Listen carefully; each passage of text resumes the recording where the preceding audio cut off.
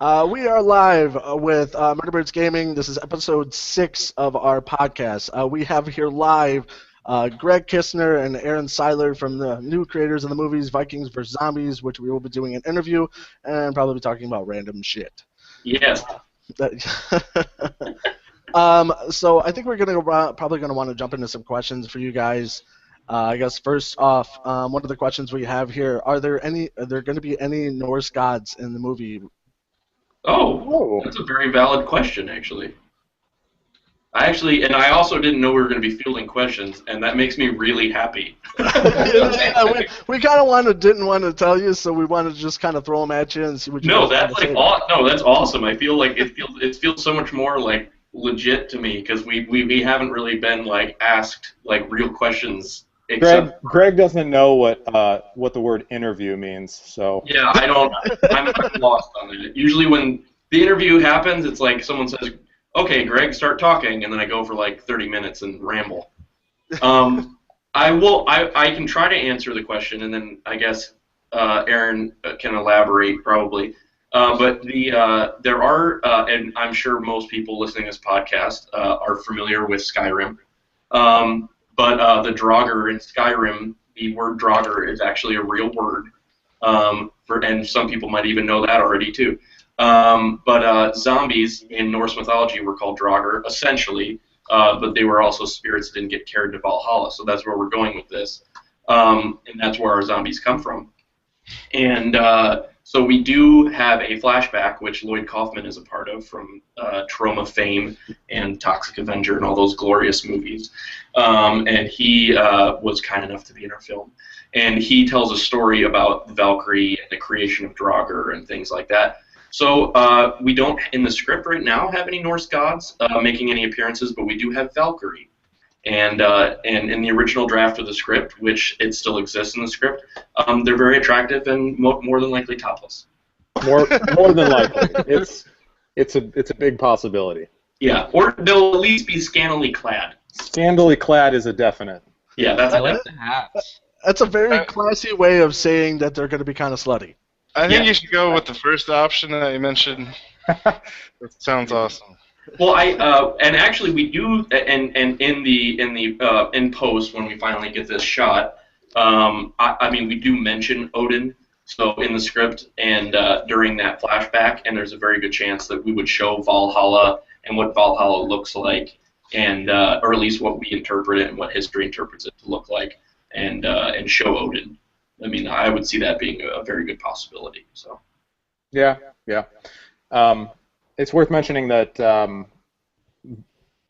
zombie is in the title, obviously, for marketing purposes, but yeah, like Greg was saying, like we've taken this from the mythology, like the Draugr, and in the script, like the word zombie doesn't really exist until the very end, but I don't want to spoil anything. Yeah. It's really just like. The title is really just for marketing purposes, but you know it's not.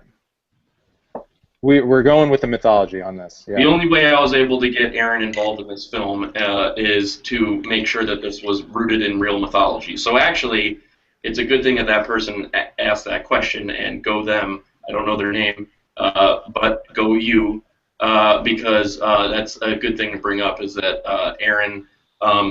I called him crazy. I was like, this, no way. I'm not going to be involved in this. That was a crazy idea. He's the yin to my yang, so he keeps me grounded. So I was like, Vikings versus zombies, wah! And he was and like, I was like, unless it's legit. Yeah, that's. Well, I mean, that's awesome that you guys are actually following mythology. That's great. Thank you. I love mythology, so I mean, that's a big plus.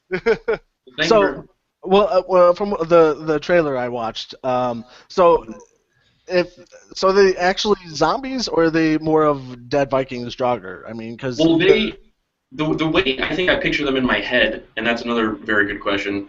The way I picture them in my head, and that Aaron then put on paper in the script, he described them pretty damn well. Was and this is another shout out to Tommy Peach, who's our makeup effects artist. He was on Face Off. And this is kind of what we've discussed with him. They're going to be essentially bodysuits that are like for, and we're gonna have like rail thin people wearing them. So if you can picture, the Skyrim Draugr, that's pretty much exactly what I want them to look like. So we describe them as basically like these extremely skeletal husks of human beings that are extremely horrifyingly disgusting. And not, I mean, and that's the thing. The trailer we made was basically on no money at all. So we made that with people in your standard zombie makeup that you would do for Halloween. Teaser. So it was a teaser. Yeah, it was a teaser. It was an investor teaser. Yeah, to try to gain interest. Which is at this point, which is like that thing that you've seen. That's like 6 years old now at this point. It's 5 years old. Oh wow! Oh, I didn't know that teaser. Yeah, that's teaser. Yeah. The teaser was actually that old. Yeah, and it's worth mentioning that in the script, like before they take physical form, whenever they appear, it's kind of like there's this fog mist that like appears just above the ground, and they kind of develop from that, so. Yeah, they because they were, especially Norse mythology, they were described more as like these spectral-looking beings, but obviously because zombies are a hell of a lot more fun and a lot more interesting. And popular. And more popular, at least in my mind. I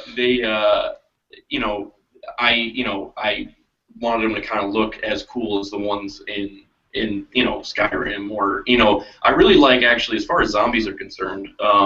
I think it's Return of the Living Dead, the one where it was like the zombie that actually said brains.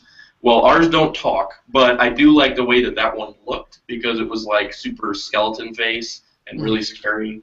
So that's kind of what I want them to look like. But yeah, that kind of I kind of deviated, I guess, from the. Question two, go. Yeah. Well, I actually had a question myself. Is this taking place like during Ragnarok or? That wow. Okay.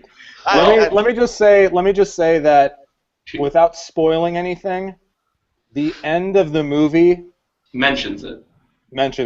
Okay. Yeah. Okay. Yeah. The end of the film, Ragnarok, is mentioned. Actually, not in the last scene, but the scene prior, and it's good you brought that up. But it doesn't technically take place during Ragnarok. It is essentially, the way we do it is these Draugr, almost, again, I keep bringing up Skyrim, but it's basically they're shipwrecked after getting into a gigantic battle and basically raiding another Viking clan, and they touch essentially cursed treasure, and the Draugr get pissed, and they appear, and they basically make their life, or at least the rest of their lives, a living hell. Ragnarok is mentioned, and it actually, I will say this, if we're lucky enough to make this movie, Ragnarok also kind of is a segue into the sequel, Vikings vs. Zombies 2. So we do have a sequel planned. Yeah. The sequel is already in the writing at this point. Yeah. On the train station? On the train station? And the sequel is like present day. Yeah. Oh. That's awesome. Yeah, so we're not going to spoil anything. Yeah, I got a bunch of questions now, so about that one. How hard is it to make a movie? What's that? How hard is it to probably like produce and write a story and make a movie and stuff? Oh, good lord. Well, let me say this. Our first feature was done for $7,000, and it was self-funded, self-shot, self-cut, and besides us,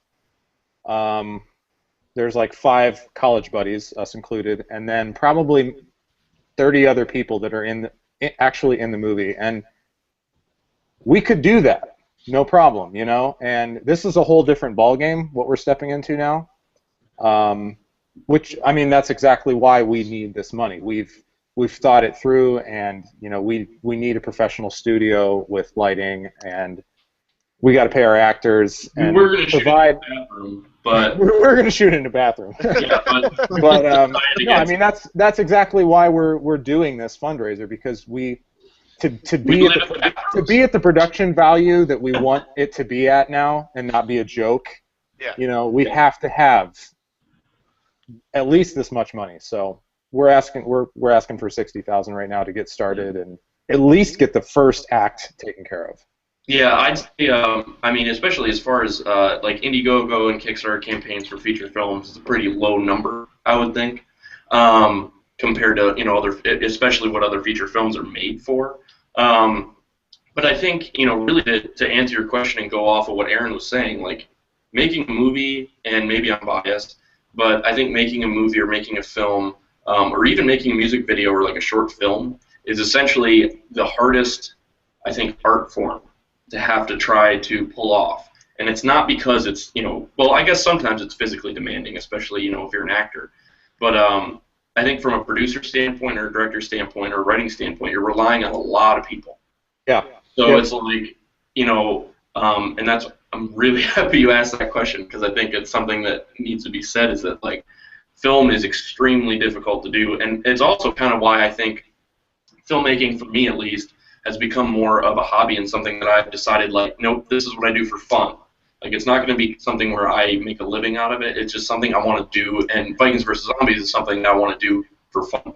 It's something that I want to do for fun and to share the fun with everybody and with Aaron, and and have fun with my friends making it. Because it's like, if I did it as a career, I'd probably go bananas, and I think that's why it happens to a lot of celebrities. Because it's like you have to rely on, like, your actors, everyone from your actors, your grips, your gaffers, your guys, your catering people, your lighting. It's ridiculous, and it's become very clear how in college you could do all of the roles, and it wasn't that big of a problem. But now we've moved into the realm of a director is a director, the producer is the producer, like the cameraman's the cameraman. You can't.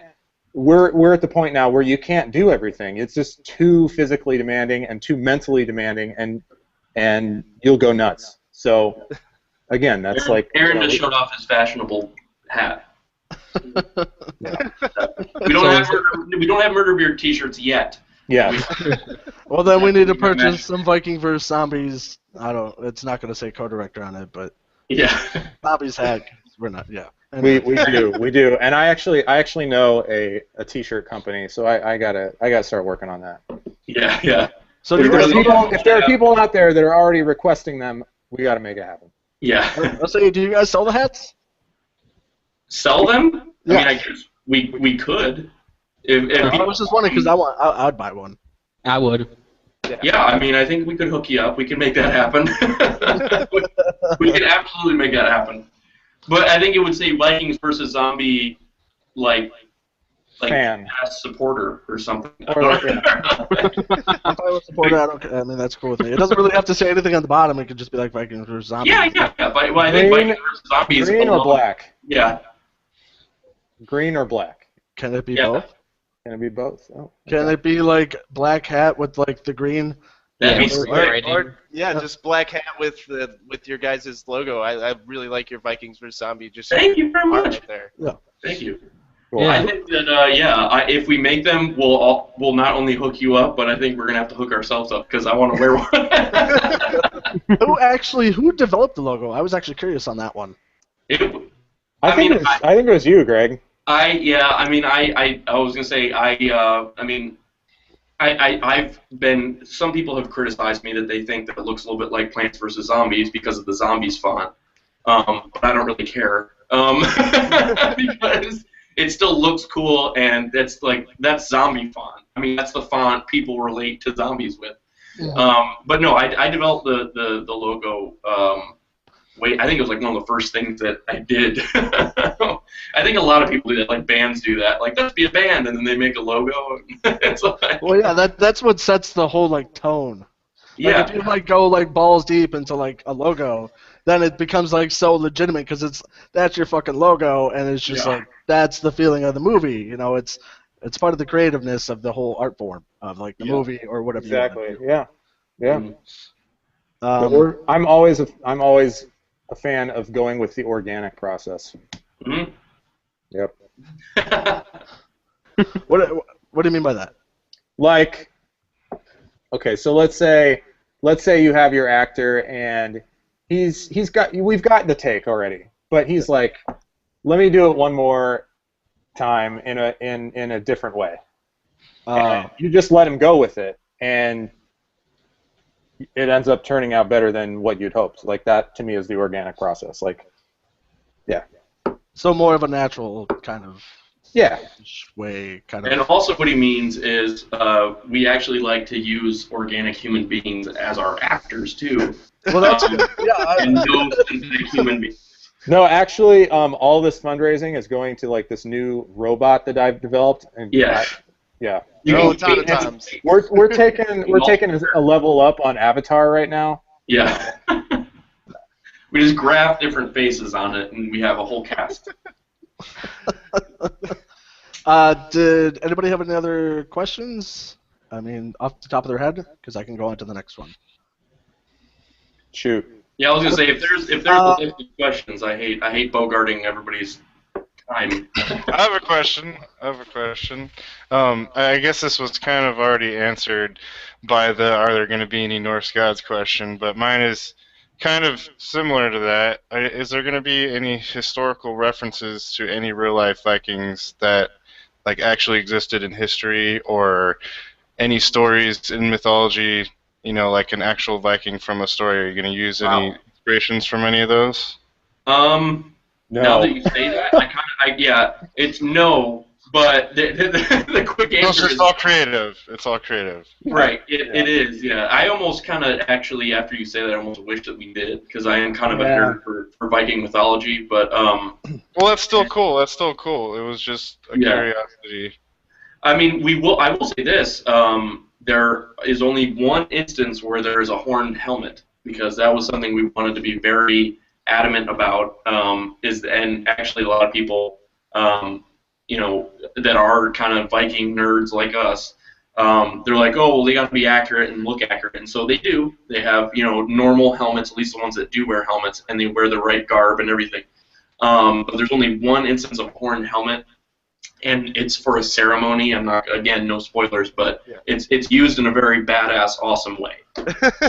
So you gotta have the horn helmet in there. I mean, it's such an iconic depiction of like a Viking. Yeah, true. Yeah. Yeah, we were actually kind of hoping you would walk in with like a Viking outfit. I mean. Yeah, I should have. I have the sword.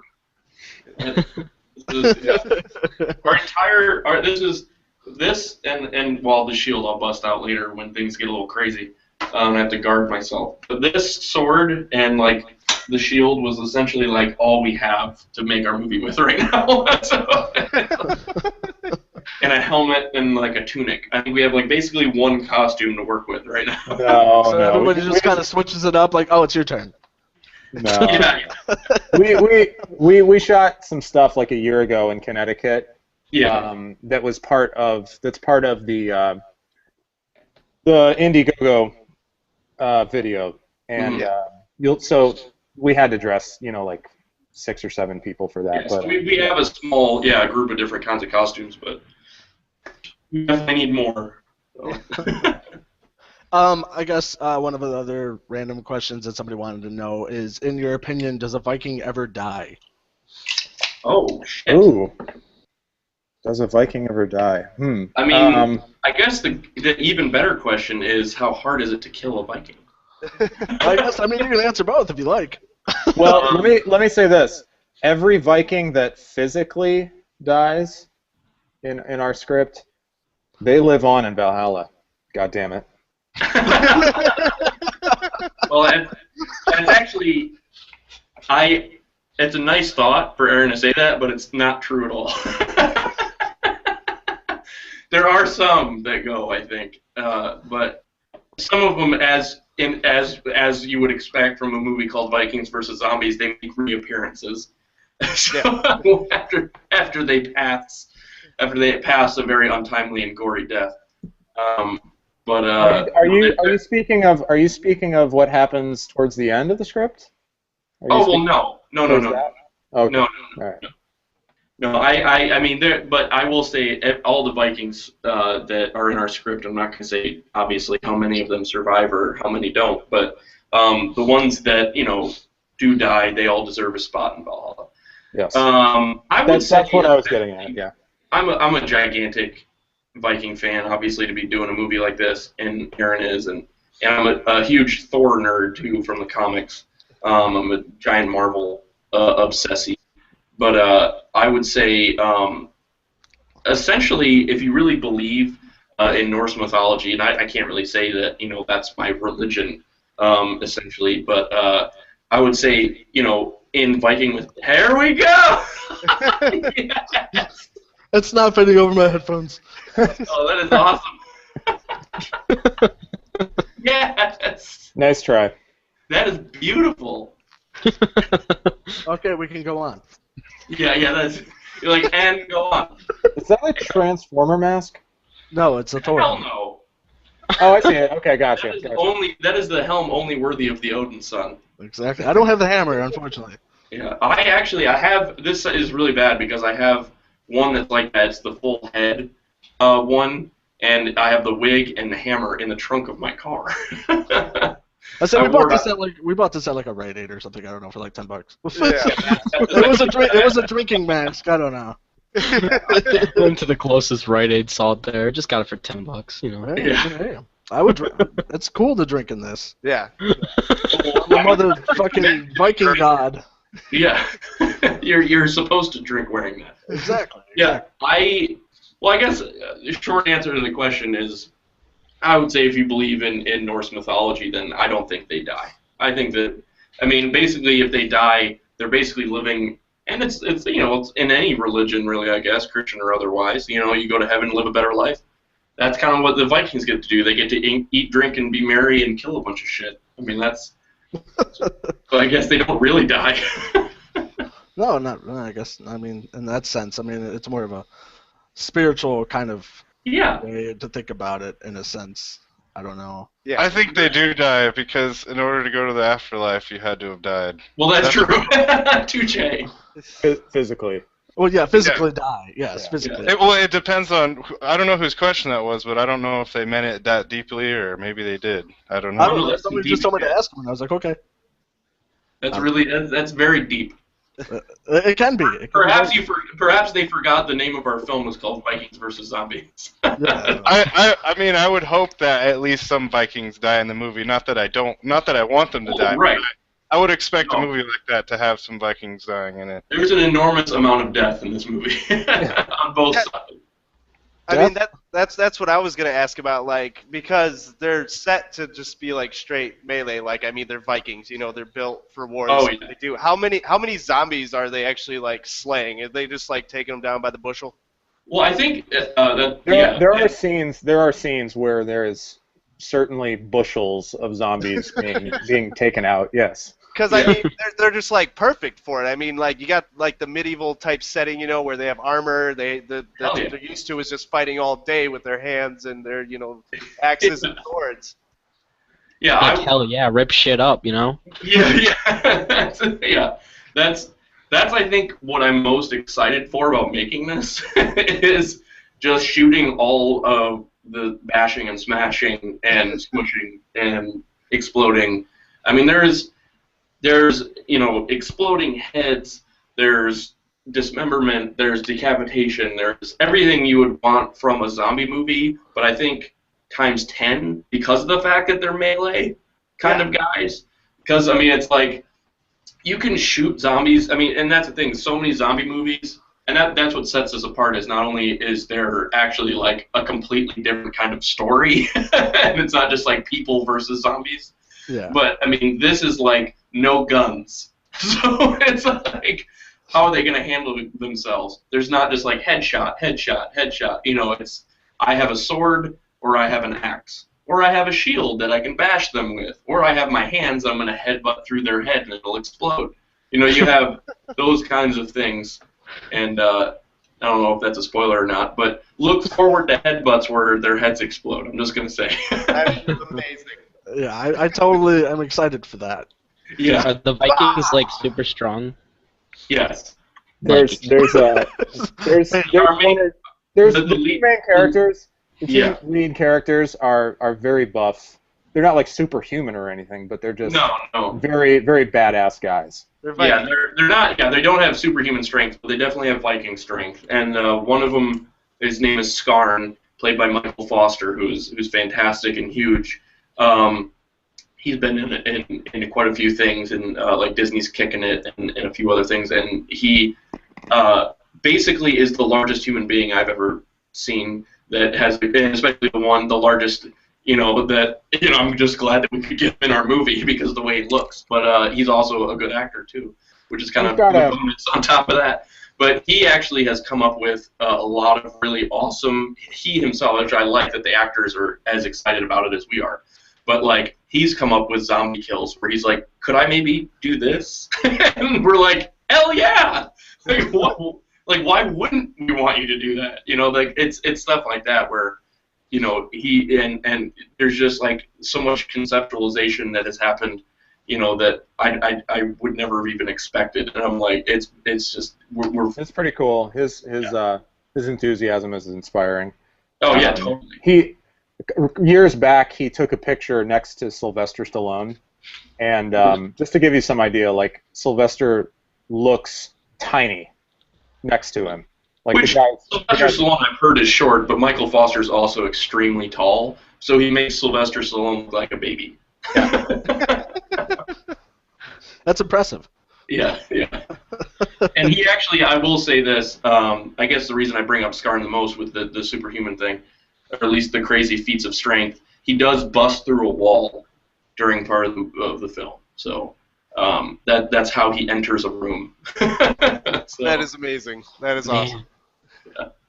That's great. This question is for Mitch specifically. He told me to ask this. Do you guys like cats? Do we like cats? Yes. Do you guys like cats? I have two cats. Who's asking this? One of our viewers, members. Excellent. Well, I like cats a lot, Mitch. I don't own a cat, unfortunately. I've had many different cats. Unfortunately, they've passed away. But I like big, really, really big cats because I think they're hysterical. Fat cats are funny. Yeah, I have a pug, and a pug is essentially the cat of the dog world, I think, where it kind of just sits there all day. So, Aaron has a cat. I have two cats that I inherited through my fiance, and one of which is a big orange tabby. He's like 22 pounds, and he's an idiot. Big one. He's also he's a gay prince. He is a gay cat. What? Hands down. What? Like if he was human, we've confirmed that he would be a homosexual. Yeah. He likes other boy cats. Oh, does he like dominate them? Oh no. He's just he poses. That was an interesting question to ask, Cody. I'm sorry. I mean, yes, it was. While wearing the Thor helmet, it's fantastic. Does he dominate him? Yeah, does he dominate him? I'm sorry. Yeah. It just came to mind. So okay, so he just like looks at other cats. No. He poses, and the way he talks, he vocalizes. Just he's gay. He's a gay. You are just so gay. I can't describe it. You just have to see it. You would agree. Trust me. To be fair, I mean, it's not like that's a bad thing at all. I mean, it's just part of his personality. That's who he is. It's a gay cat. That's cool. I was just curious of what depicts him as a gay cat. It's not often you hear about a gay cat. I mean, it's a gay cat. It's weird. Huh? I said they were just born that way. They were. I guess. Yeah. I mean, some cats. Actually, the song "Same Love" was written about Aaron's cat. Oh. Yeah, shout out to Macklemore. I mean, shit. That I don't know if you guys have listened to that album, but shoot. I just recently drove down to Texas, and I must have played that thing like 5 times a day. But anyway. About the gay cat. Yeah. Do you think about the gay cat when you hear that song? I mean, you're just like, oh man, I can't wait to go home and pet my gay cat. Man, Mitch is gonna get so much information out of this. Right? Yeah. I'm sorry. I hope we answered your question, Mitch. Yeah. I think he did. I don't think we have. Let's discuss it like for another 10 minutes. Sounds good to me. I think the question has been more than answered. Yes. Yeah. I have a new question, actually. Will there be any Warhammers in this film? Yes, actually, there will be. I believe. Well, we're kind of split right now. At least I am. I don't know if this is something I've even discussed with her or not yet. That we do have a female Viking who is part of the war band who is super sexy, and obviously, any female Viking is sexy. Even the really big ones that sing opera. Named But, Helga. That is a cliche that is not in the movie. Just It is make- not. Oh. Yeah, we don't have big lady Vikings. We don't have that. But we do have her with a Dane axe, is what they're called, which is usually the two-handed axe. But I was also kind of thinking it'd be sweet if there was this really hot Viking chick swinging a hammer around and bashing heads. You know that. So I will say this: in D&D, the campaign that I played, it's actually over now. But I did have a Mordenkrad. So I have a deep love for giant warhammers that smash. So. I am guilty of the love for the hammer as well. The bigger the Yeah. hammer, the better. Yeah, well, actually, you know that from when we played Guild Wars. Exactly. I mean, Yeah. just if the ground shakes when you hit the ground, I mean that's just fantastic. Yes, It's hammers, man. I mean, it's a great weapon. yeah. I mean, it just shit falls beneath the weight of this massive Yeah. fucking brick of metal. It's just Yeah. dead. Actually, what I should do, I want to give a shout out to my cousin, who is he was the vocalist of a very good, and they still exist. He moved to California, so he's not in the band anymore. But fantastic band, and my cousin is fantastic, Alistair Neal. But their music video, it's a band called Hammer Horde, and their music actually kind of inspired this movie because Viking metal is amazing and also kind of going to be our entire soundtrack. But in their music video, a Warhammer does smash a skull, and it's a really good video. It's in the name of Winter's Wrath. If you guys look it up on YouTube, It's a really good song. it's a good song, and it's a good video, and they're a kick-ass band. So yeah, check out Hammer Horde. Yeah. I guess my question is with that. Since you guys are going to have all this Viking metal music, I mean, do you guys have rights to all these music? And if so, I mean, can people buy soundtracks? Like, just Not yet, but we'll. Not yet. Yeah, that's the big hope for this film is we're also going to try to have bands create music specifically for the movie, and obviously want it to be metal because it's metal. So. And it's Vikings versus Zombies, and I can't think of anything really more metal than that, except for Dio himself. But I would say, there's one specific song that we want to get the rights to. If we don't get the rights to any other music, we can have all the original music, but we want one song, and it's Dragon Heads by Ensiferum. Which is actually in the teaser trailer. Yeah. Oh, Yeah. okay, yeah. Yeah, that's and you can see that in the Indiegogo video, the trailer, and you can also see the trailer on YouTube. So, but that song is amazing. I love it. Yeah, but I have a to question. answer your question, it is a bridge that we have not crossed yet, but we will certainly work on achieving that goal. Yes. Yeah, well, I think I mean, if we can make a soundtrack to sell, that'd be fantastic. Yeah, I mean, not even just from a financial standpoint. Yay, we're making money on soundtracks. Like, it would just be cool to have a whole soundtrack of a soundtrack of a bunch of different kick-ass metal bands that all contribute. Like, I recently went to a Gojira concert. I don't know if you guys have heard of them. I hadn't even heard from them. They opened for Mastodon here in Chicago back in May, and in my opinion, they were better than Mastodon. But they're a French metal band, and I just can't say enough good things about them. Like, Gojira, check them out. They fucking kick ass. So, I mean, a lot of the music that you guys are going to be doing for this movie, is it going to be music that you guys just pull from places that you guys really feel like it fits the movie, or is it going to be people that like artists that you know that like produce music? Well, I like, think I don't know, it'll be a relatives? mixture of both, really. I think it'll have more to do with the money. I mean, because it's funny in Hollywood, even in the big budget movies, most of the money, besides the actors, because actors are very highly paid, especially the really famous ones. But most of the money actually goes to the soundtracks these days, and so I think we'll probably have a couple that we buy, but I think it'd be really awesome to get a band to make original music. And actually, shout out to Jesse Morgan if he's watching or watches this, but our good buddy who lives out in Wyoming, he's not a metal artist, but he does make a lot of soundtrack music and has done a lot of music for our films in the past. But that's usually what we go for, is to get a little taste of some original music. And I think there'll be moments in the film where it's not like metal driven. Obviously, like every movie, you need some mood music, but especially in the mood parts to set the mood. But there are scenes like that, by the way. Yeah. So there's scenes that are going to give you the feels, like it makes you sad or makes you happy or makes you like, oh yeah, kick ass.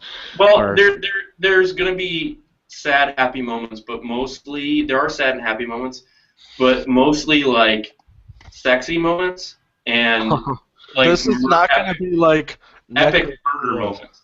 There's not going to be like necrophilia. No. I had to ask. Making a zombie movie. Oh my god! I'm just saying it's a legitimate question.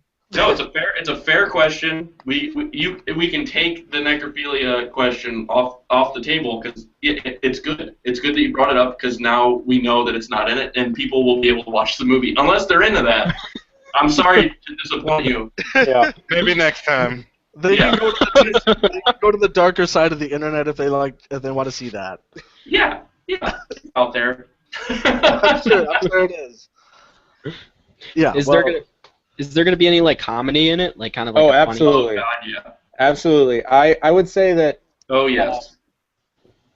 Loads of it. What do you think about the movie Princess Bride? It's amazing. Well, there you go. Right? It's a classic, and there's some brilliant, subtle comedy in that, and that was a big inspiration for a lot of what's in the script. Yeah. Yeah, it's I would Princess, that's what we try to use in our pitch, which I actually think, I mean, it's probably if I would have if this was like 10 years ago, I never would have thought I would be saying this, that I'd be making a movie or wanting to make a movie like this. But I absolutely do, because it's, I mean, I guess I consider myself lucky that we even have a screenplay that's like this. But we always say that it's Princess Bride meets Army of Darkness. And wow. Yeah. Right. That sounds amazing. I'm sold. I'm sold. Yeah, that's great. When it comes out, I'm buying it. I'm excited. That's good. Well, that's what I'm saying. And I would like to think those are two of my all-time favorite movies. I think those are pretty beloved movies. So I would think if you like either of those movies or you like both of them, then you'll absolutely adore this movie, because we have that kind of the characters, I think, and again, I'm probably biased, but the characters in it are just really lovable characters. And I think the actors that we have playing them are lovable actors and funny. And I won't, he's not confirmed yet, so I don't want to say it or announce it, but we have a comedian who's playing one of my favorite roles, whose name in the movie is just called The Alchemist. And he's basically this second-rate sorcerer. Essentially, he does magic, but it's all based on alchemy. And he's super funny. The character is, I think, going to probably be a fan favorite. But we have a comedian that's extremely talented that is hoping to clear his schedule to be in the film, who actually is, right now, it's either that or a pilot on Comedy Central. So we'll see what happens. Yeah. But he's a really talented guy. I've spent not nearly as much time with him as Greg has, but let me just say that the week that I was around him nonstop, I was just laughing my ass off. Yeah. So I can't, if he does we'll be lucky. this with us, it'll be incredible. Yeah, it'll basically, in my opinion, yeah, well, that will tie everything together, and we'll be good to go.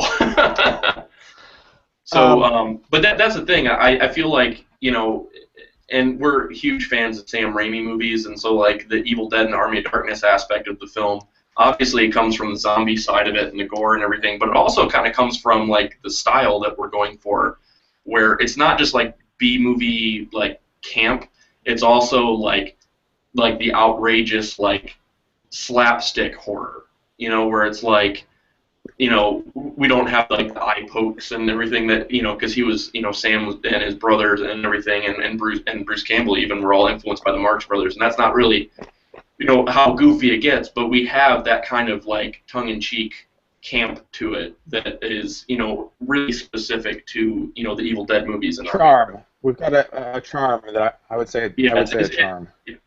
Which kind of makes me feel like I'm kissing my own ass and Aaron's ass by saying that our movie is charming, but I think it's charming. So any good salesman, I think, would probably say good shit about their product. So Right? Yeah, I mean, I'll pretend to be a good salesman for a second. you have to sell your own movie. I mean, it's part of it. Yeah. Part of your What hobby. else you got, Cody?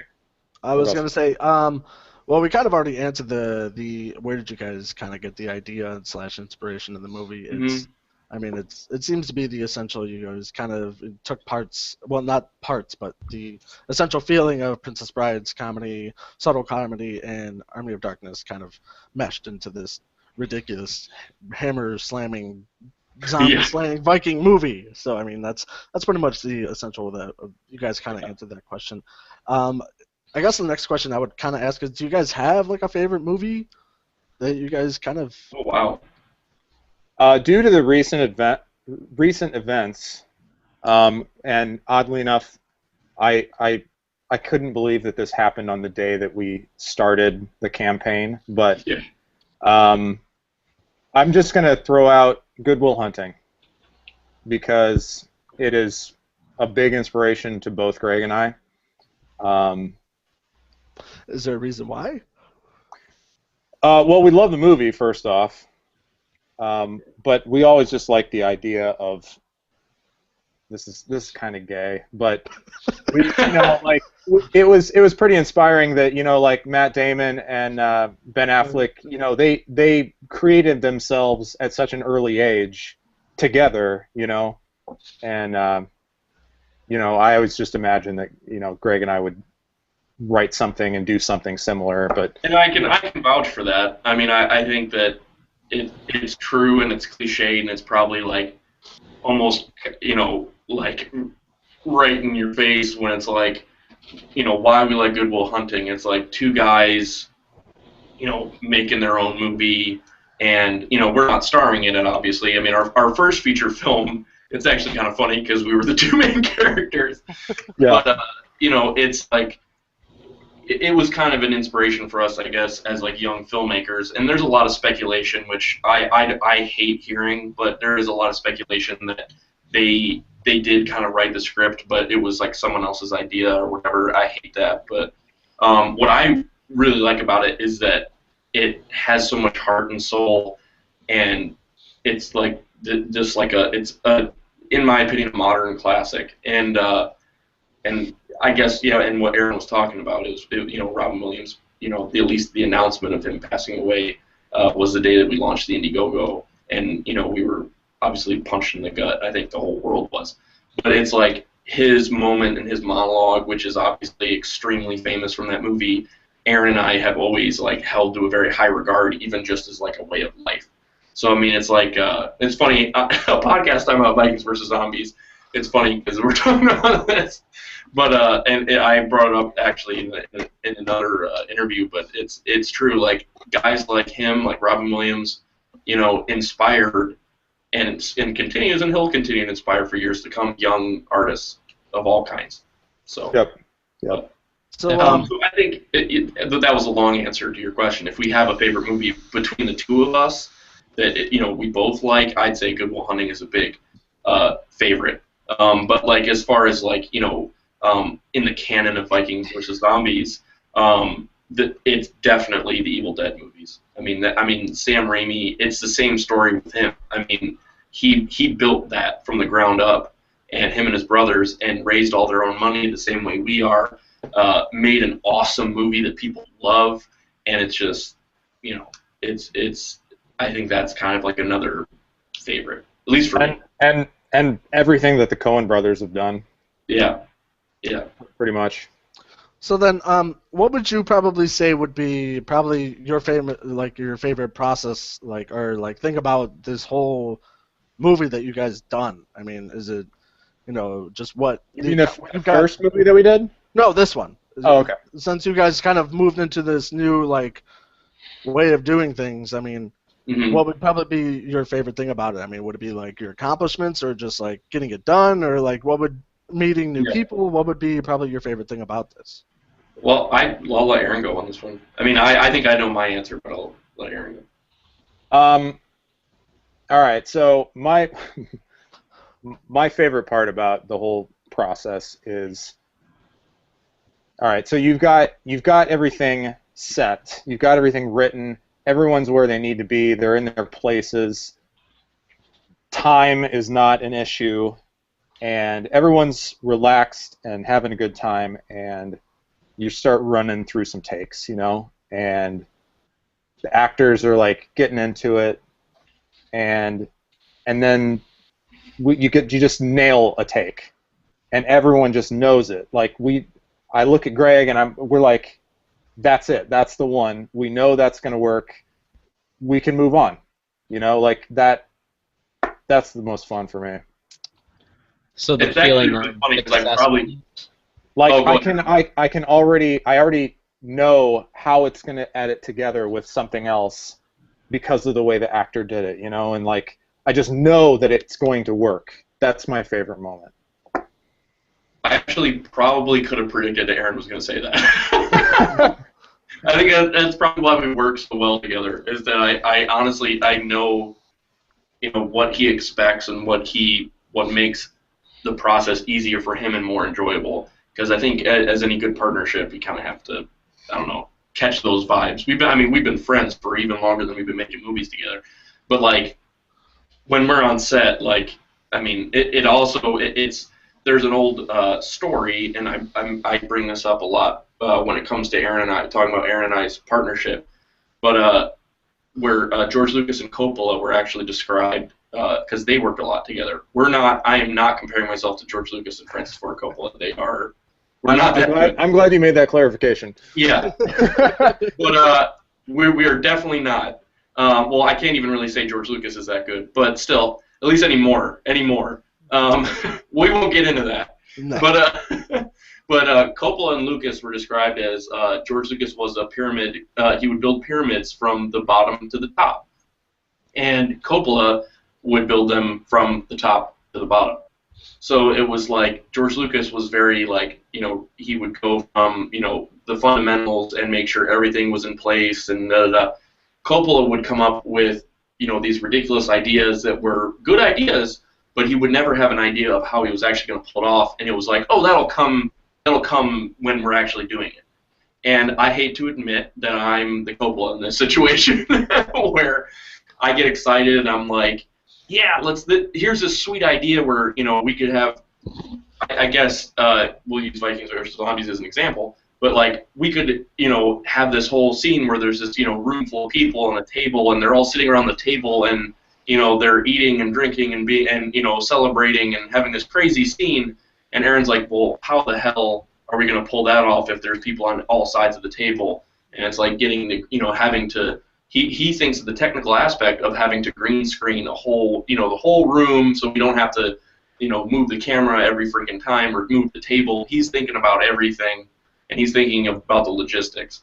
So I would say that's actually kind of, I guess, a segue into my favorite part about it is, I do like seeing Aaron get excited about, everything getting pulled off, because that is a huge reward, I think, for a filmmaker or any artist or anybody who does, any sort of task, is it feels damn good when you made something actually work.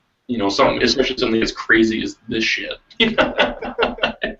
Yep. But I think, you know, in a short answer of my own, my favorite part of the process, besides just being on set and it all working and feeling great about getting to do my art form, you know, and getting to do what I love the most, I think, honestly, the greatest moment I've ever had or reward was when we finished and showed our film, our first feature film, On the Lam.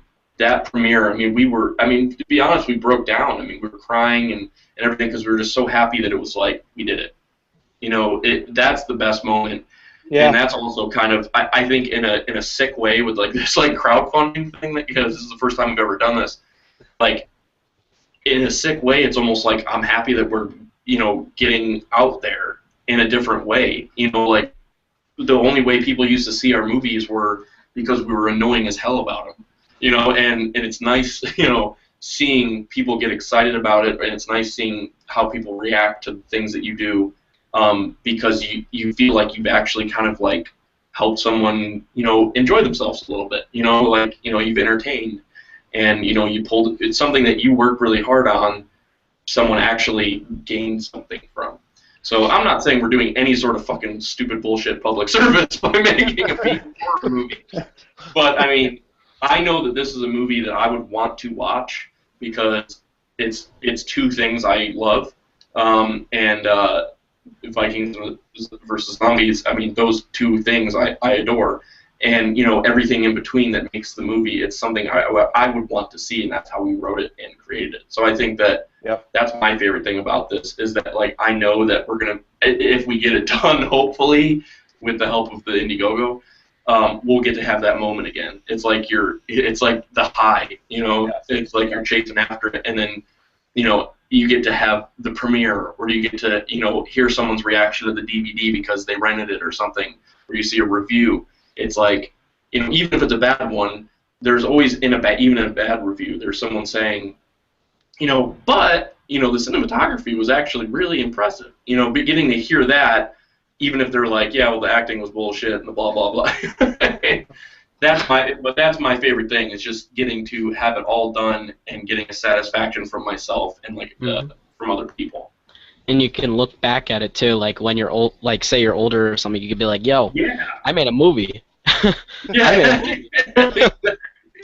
You know. Yeah, and I mean, I will say, like, looking back on our past work, you know, a lot of the times, I think I look at something a few years later and I'm not as satisfied with it, but there are projects that we have done that I continue to. I surprise myself. Like, I've kind of gotten away from it, and then I come back and watch, and I was like, wow, you know, we can do this. Like, we have the talent and the skills to do this. We just need the money. It sounds just sounds like it's all going to come together greatly. And I a little bit of a follow up to what Greg was saying. Like, I will say, I am the biggest critic you'll ever meet. It's true. And Vikings and zombies are two things that, like, I'm not nearly the nerd that you guys all are. And listen, you guys are, yeah. What Aaron means is he hates all of you. No.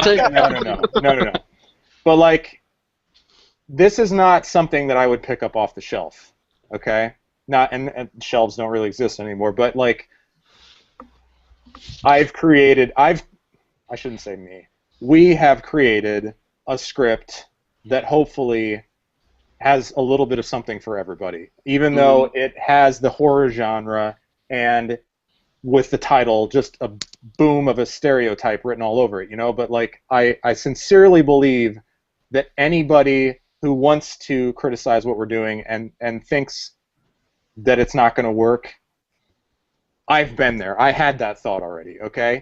Yeah, and to them I say, just read the script. Honestly. If you don't love it, don't give us money.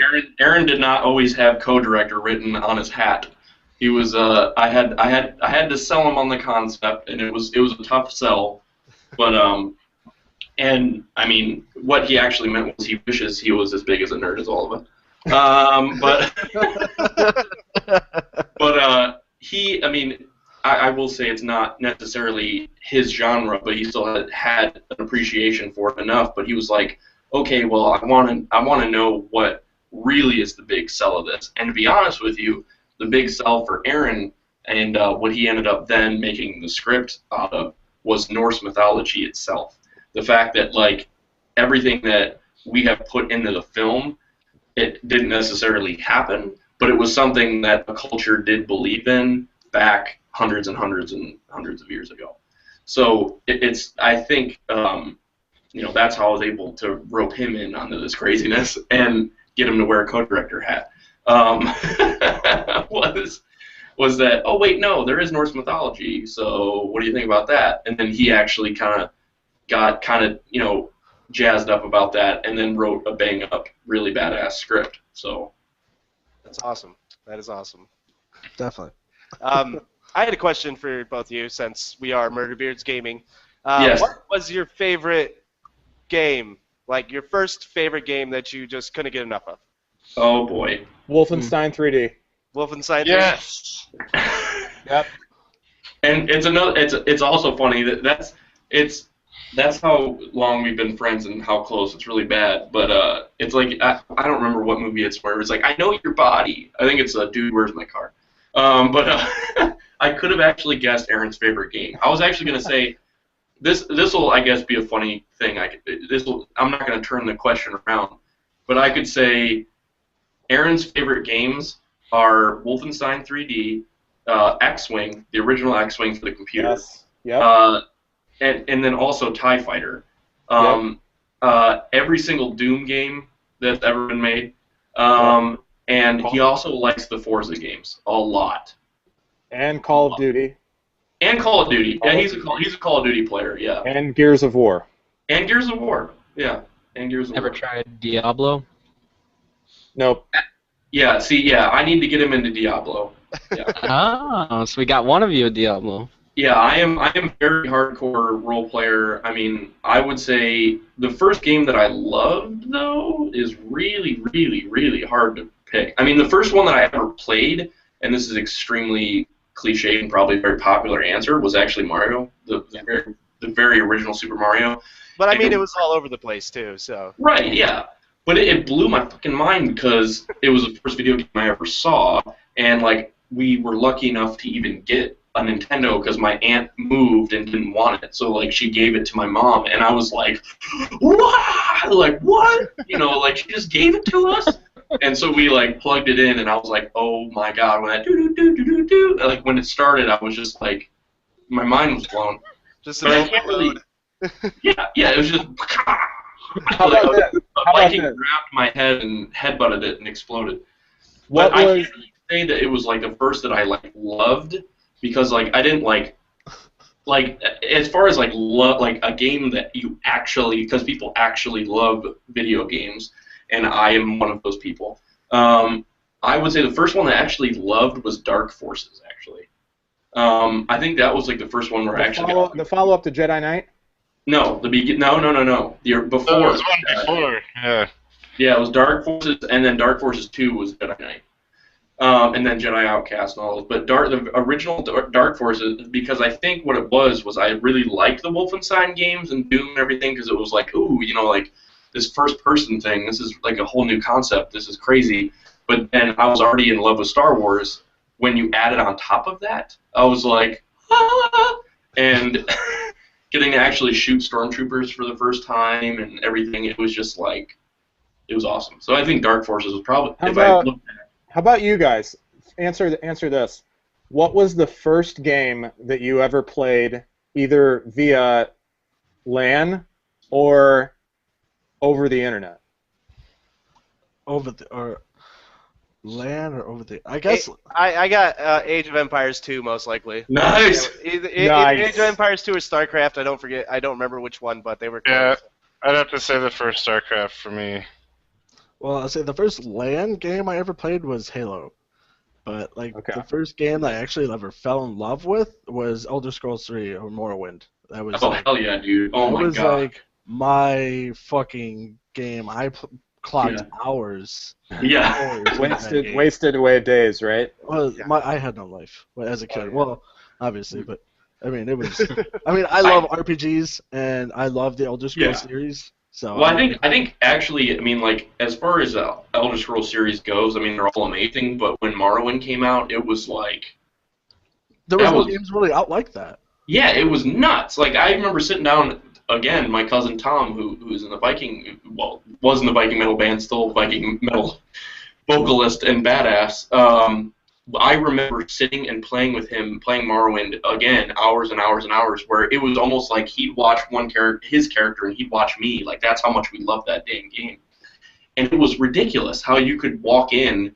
It was like this new concept where it's like you could walk into a room and steal everything. It was like, and we were amazed the fact that you like, and it's so funny because now you're just like fast travel, but like back then you're like the fact that the map was so damn big that you're actually walking and there's a map that came with it and you're actually walking that far and actually adventuring and you come across things because the world was so big. It's funny you brought up Morrowind. I like even just remembering now like how ridiculous. Like, because I mean, it's funny that you brought up Age of Empire. Yeah. Because there are some names. Yeah, there is Inspiration in Vikings versus Zombies from we that should game. probably bring that up. Yeah. Like you know how all the the villagers, like when you clicked on them, they would like call out something. Yeah. Yeah. Well, those things that they called out, those might be in the script. Not might, they are. Do you have a wololo? Yeah. So look forward to that Easter egg. Someday. Yeah. Well, that's actually it's kind of like an inside joke that like Aaron and I have always had where we say like pluribus and stuff like that, and so there's actually like a city named Pluribus in Vikings versus Zombies. We have guys that go Rogan, and like all and all those sounds they do. It's funny you brought that up because yeah, Age of Empires. We got a lot of little tidbits from Age of Empires. That is awesome. Yeah. It's definitely a geek moment there. Yeah. I guess. Hey, I just got a text of my gay cat. Let me see the gay cat. Let me see if this works at all. So if I'm. Oh yeah. This isn't gonna work. This isn't. Oh, there it goes. See his gay pose. See that? It's been confirmed. He is a gay cat. What'd you say, Cody? What'd you say? I confirm that. I mean, I'm picturing him saying, "Paint me like one of your French girls." Like, Exactly. that's what I'm picturing now with that cat. Yes. Okay. Now I see where the gay cat comes from. I guess one of the next questions is I can ask if it's my question. Sure. Go ahead. Yeah, I have a question about your guys' Indiegogo campaign, and I don't know if this is an inappropriate question, and if it is, you can completely refuse to respond. But I'm just curious, if you guys don't make all the money that you want to in the campaign, are you still going to make the movie, or are you going to wait until you make that much money to make the movie? I say yes. Aaron probably doesn't, but I say yes. I think that if we don't, because that's the beauty of Indiegogo and why we went with it, is you get to keep what you make. They still take a percentage out of it, which every site does, because that's how they make their money.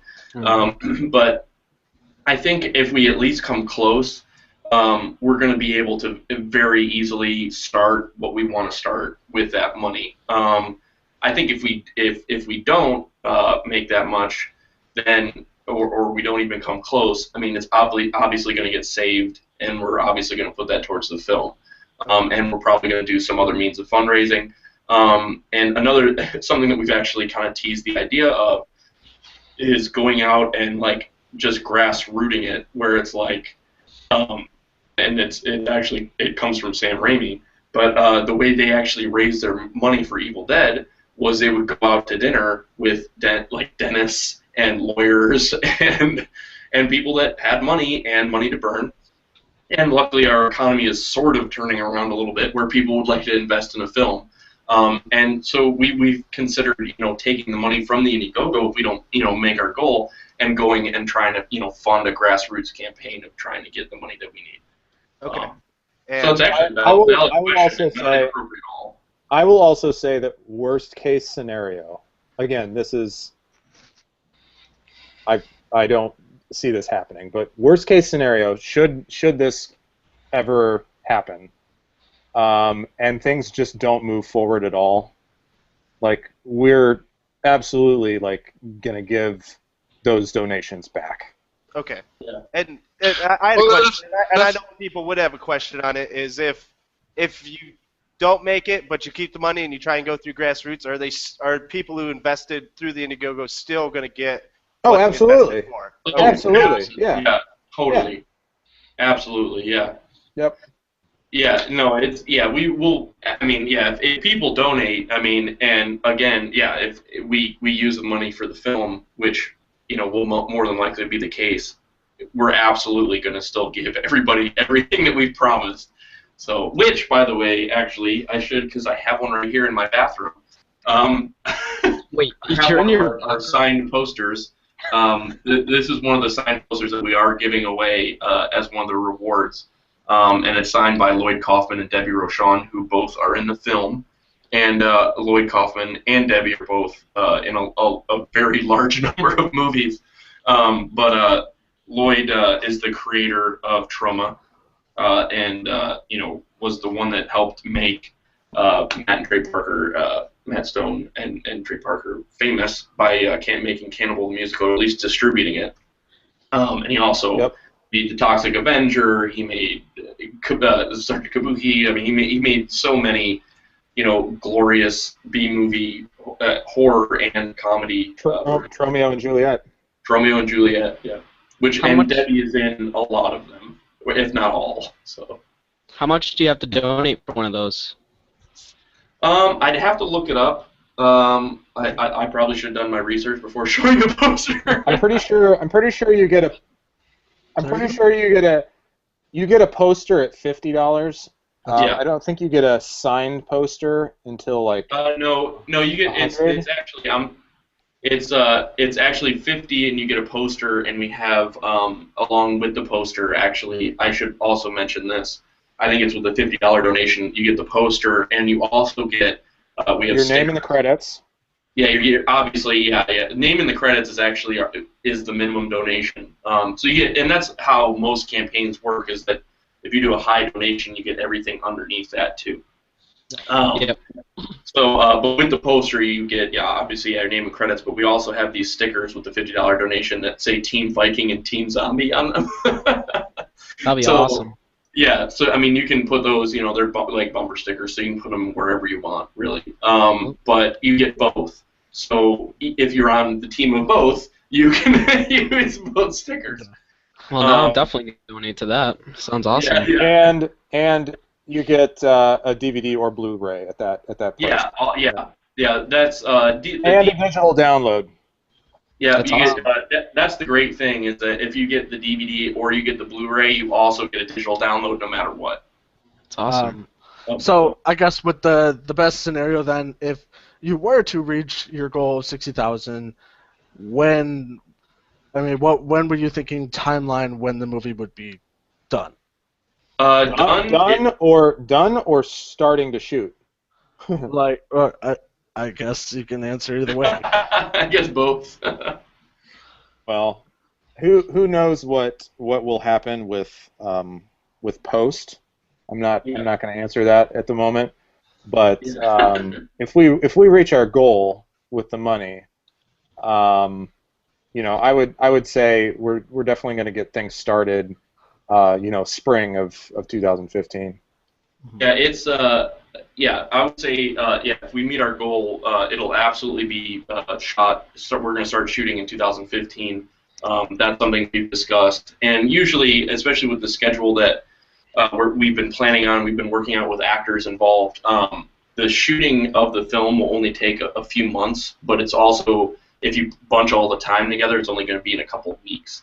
And that's also kind of the I don't know what you would call it, the luxury, I guess, of shooting on green screen is we don't have to, be building sets, and there's not a lot of pre-production except for really just getting the actors there in wardrobe.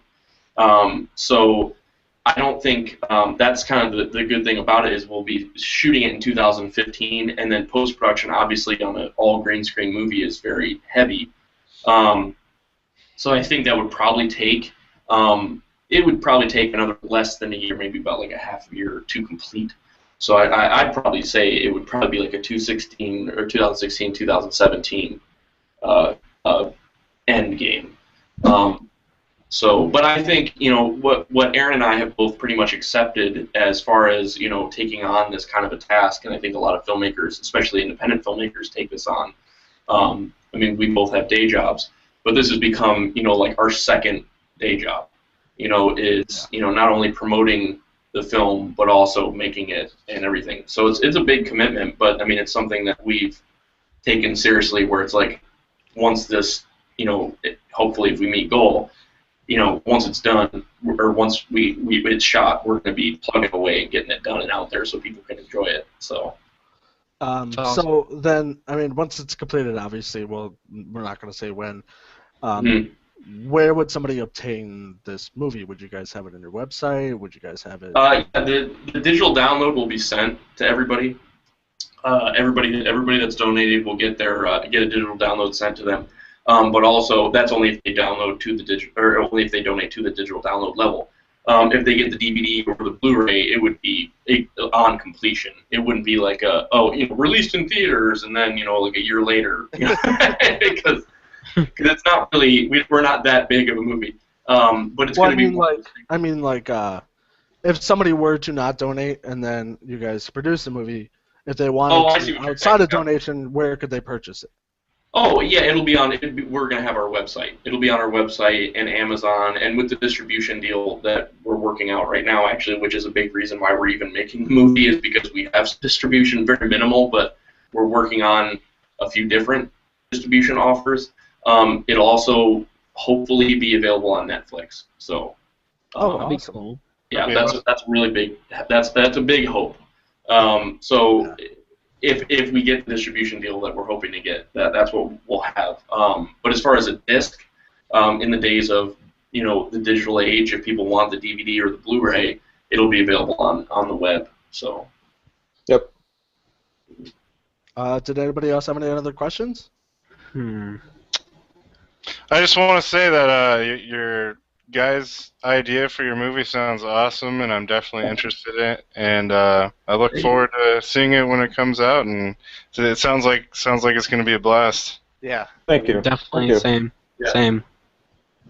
Yeah. Well, thank you for you guys being excited about it and supporting us and even like considering talking to us. I mean, it's one of those things where we feel pretty honored and yeah. And blessed to even be, recognized for and getting to talk about it. And I obviously rant and talk a lot, but it's all good, man. It's all good. That's what that's the best thing about it is you tell us everything that how you feel about it, and that's what we want. That's what we want to hear. Less work for us, man. Yeah. I got a question for you. What is the deal with the SpongeBob? Oh, me? I'm at my buddy's house. He just has that as his old Halloween costume, from years ago. I don't know. That's a costume? That's a costume. All right. Well, someone's got to put it on. Put it on. Oh my God. Let me try. Want me to try? Yes. All right. So we gotta wait for this. Yeah. There we go. Perfect. All right, finally, sound effect. So while we're waiting for Alex to put on the costume, did you guys have any questions for us? I mean, did you guys want to talk about anything about the movie? Yeah, well, I mean, I guess as far as I don't really want to ask you Vikings versus Zombies questions, but if if you want me to ask you questions, as far as murder beards in Vikings versus Zombies, what attracted you guys to the film? I'm assuming the beards. Well, I mean, the whole concept of Vikings. I mean, it's just like it kind of goes along the lines with murder beards. I mean, it's Vikings, man. Hold on here. Uh, Oh. It's not on. You got to put it on. He tried to put it on. You got to put it on. He tried to put it on. I'll try again. One more time. All right. Well, anyways, well, I mean, with murder beards in general, I mean, it's the whole concept of Vikings. I mean, maybe not so much the zombie aspect, but the Vikings. I mean, we can honestly see. I mean, it's murder. It's the beard. The power of the beard. It sounds like there could be a clan called the Murder Beards, and they were Vikings. Absolutely. Yeah, And now it's like maybe you can murder put that in the beards script. plus IT guys. Beards and IT unite. You got your own mascot. Yeah. I can safely say that If he murder can't fit beards can be plugged in the movie. If he can't fit this, I would definitely not be able to. Well, I think it is. I think that needs to be written in somehow subtly. You know, someone mentions like they're wearing their murder beard. I think that's doable. Wait, he's almost got it. He's almost got it. Here, let me help you out there. That looks like a struggle. yeah, it looks like it's going to my explode. You did it. There you go. Okay, yay, hey! There we go.